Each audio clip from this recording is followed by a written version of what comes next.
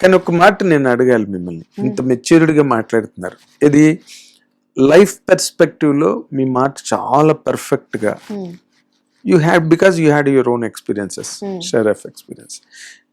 Girls ఇట్లాగా open సొసైటీలోకి, open ground లోకి వచ్చేసి ఎటు వాళ్ళని వాళ్ళు డైరెక్ట్ చేసుకోవాలో ఇంకా తెలియకుండా, వాళ్ళ మీద వాళ్ళకు ఒక రకమైన గ్రిప్ కంట్రోల్ లేని ఒక స్టేజ్లో బయటకు వచ్చి కనెక్ట్ అయిపోయి, తర్వాత హార్ట్ బ్రేక్ అయిపోయి, తర్వాత మళ్ళీ దాన్ని ఓవర్కమ్ అవడానికి చాలా నరకం అనుభవించి, ఇది కరెక్ట్ అంటారా?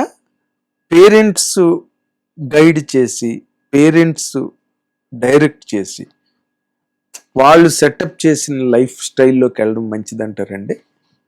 అంటే ఆ బాధ అయితే వన్ డే ఆర్ అనదర్ అది రావాలి.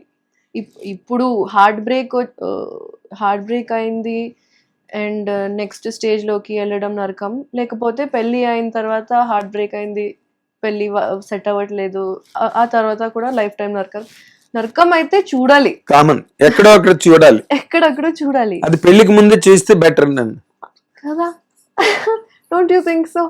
అప్పుడు then you can decide what kind of నరకం యూ వాంట్ టు సీ.